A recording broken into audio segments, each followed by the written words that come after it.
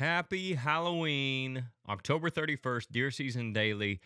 Tomorrow is November, but today is one of the best days every season, in my opinion. I'm going to talk about that a little bit later. I'm going to get into movement predictions for the entire weekend, and then the tip of the day, of course, has to do with some rut slash late pre-rut strategy stuff. So before we get into that, don't forget about Rack's Big Game Supplements. You can go to racksmineral.com and find out everything they have to offer. You can also go to our website, Ridgehunteroutdoors.com. If you find anything on there you like, use the discount code RHOPOD. That's all caps, no space, and you get 10% off your entire order. If you're on YouTube, make sure you hit that subscribe button. If you're on audio only, follow us, leave us a review, and then again on YouTube, you can like and leave comments as well. What is your favorite day of the season? Is it Halloween? Is it November 7th? Is it November 15th? Drop it in the comments if you're on YouTube and let us know your favorite day. The RHO update. Not much here going on today. I will say I was hoping the last couple buck videos would do a little better than they have. So if you guys watched them and you liked them, please share those on social media or wherever and let other people know so they can see it as well. But I think they're doing all right. I just thought they might do a little bit better for the time of the year and the bucks and the film and all that. So I don't know. We'll see. On YouTube, at least, they seem to be doing okay elsewhere also. But the other thing on YouTube, we're less than 50 subs away from our 10,000 subscriber goal. So if you have not, again, hit the subscribe button. Help us get to that 10,000 subscriber goal. If you are, share it with your friends. Maybe we'll do some kind of giveaway or something when we hit 10,000. I don't know. We'll see what happens with that. But we're less than 50 away. I appreciate everybody who's already done that. And if you haven't, please share it with your friends so we can hit that goal before the end of the month. We were planning on doing it before the end of the year, but we should be able to do that within really the next couple weeks, I think. Talking shop. It was a slow day yesterday. I look for this weekend to be pretty crazy around here, though. And I'm going to talk about that in this next segment. But I think Monday's Talking Shop will probably be the best one so far this season, which makes sense. It's going to have the first couple of days of November and Halloween in it. I would say we're going to have some stuff rolling in the shop that's going to be pretty interesting this weekend. No news today. I wanted to jump right to the movement, weather and movement, because I'm going to talk about the whole weekend a little bit here. Today, though, we had a low of 40 this morning, a high of 60. So, again, that 20-degree difference. I'd love it if it was like 40 to 50, or if it was like 35 to 45 would be even better. But I'm not going to complain too much. That's pretty dadgum. I don't even know what I was trying to say there. That's pretty good. Dadgum or doggone or dang. Either way you look at it, it's pretty good for Halloween. We've had some years here recently where it's been like 75 degrees on October 31st. So, I'm happy with it being 40 degrees this morning and a high of 60. It's supposed to be down to 57, 58 by the end of the day, which is going to be awesome as well. Sunny all day, low wind in the morning, west to west northwest this morning. It's supposed to get up to about 8 mile per hour, 8 to 10 by midday, and it's supposed to switch and get west and then be southwest before dark. So I think somewhere around like between 2 and 4 o'clock, we'll say, based on the weather. What they're predicting, it's supposed to switch to a southwest wind and be out of the southwest by dark. So keep that in mind if you guys are planning out your hunts for this afternoon versus morning. Probably going to be different setups. Unless you got one of those spots where you can hunt basically anything out of the west, then you should be all right. The pressure's supposed to hang around 30 all day. It is supposed to rise a little bit throughout the morning and then drop just a couple tenths throughout the afternoon, but right around 30 pretty much all day. The bucks are going to be moving. It's the time of year. We got good weather. The pressure's right. The wind is right. I heard a guy yesterday saw 15 bucks in one sit in the morning, including 2 mature bucks. I saw 1 forkhorn yesterday morning and a pretty good 3-year-old buck cruising. And yesterday afternoon, I just saw does. But I expect bucks to be on their feet today. I expect bucks to be on their feet all weekend. Halloween is always one of my favorite days. It's kind of the kickoff of when bucks really start to look for does, at least where we're at. And that's what I would expect. Look for those bucks to really start nosing does around.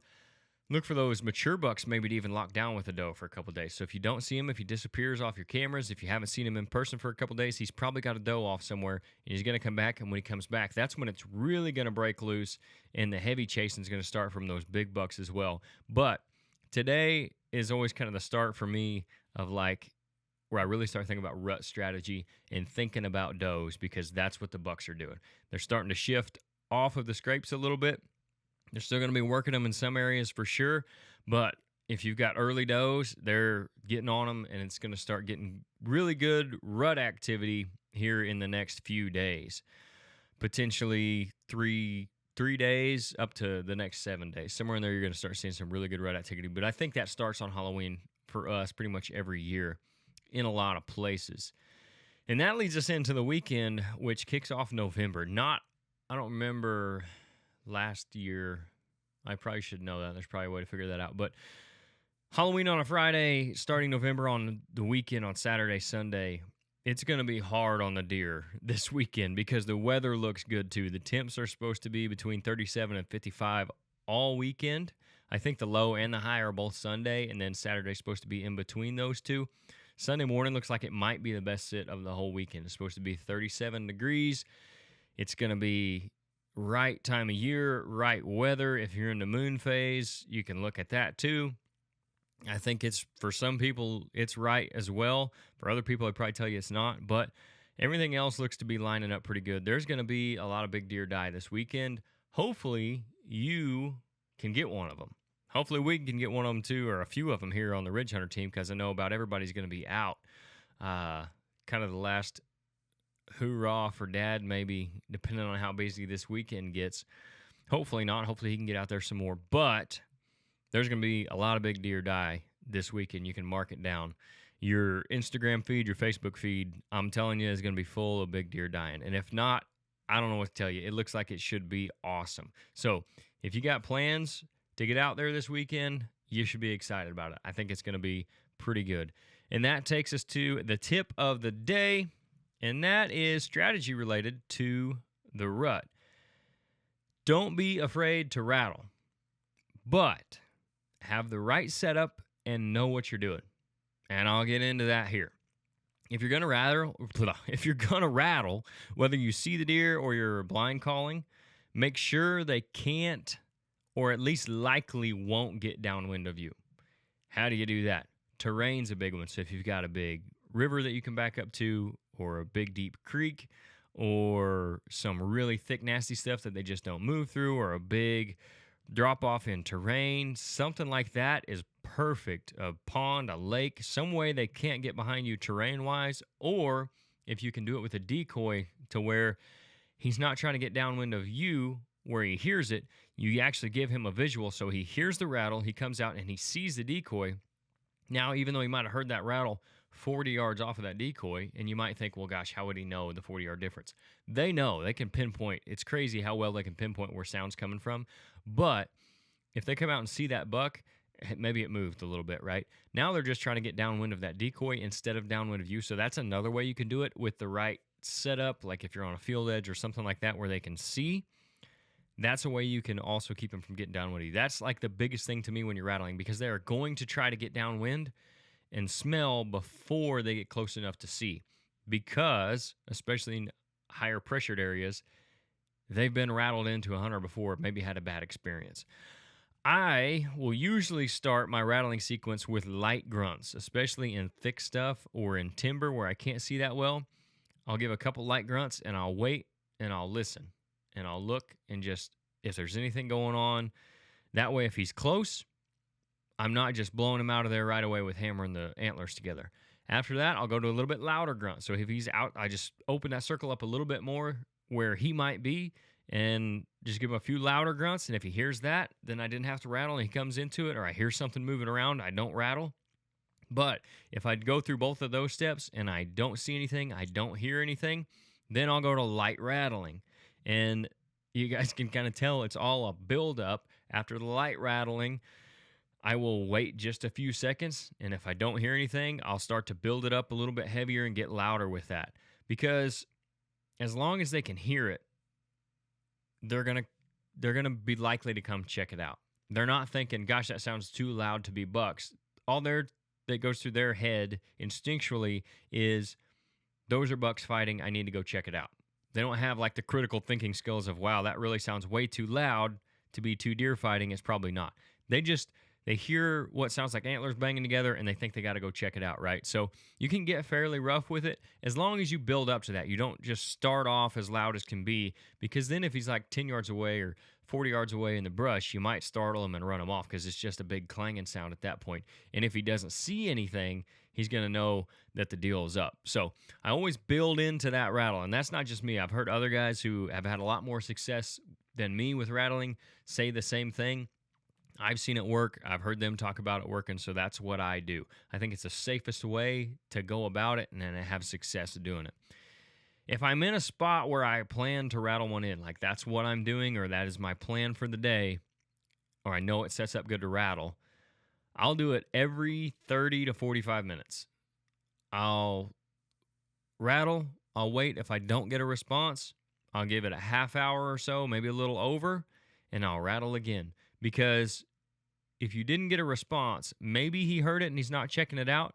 If that's the case, he's not coming anyway. You're not going to hurt it in another 30 minutes by rattling. It also gives them plenty of time to respond, because they're not always just going to come right in running.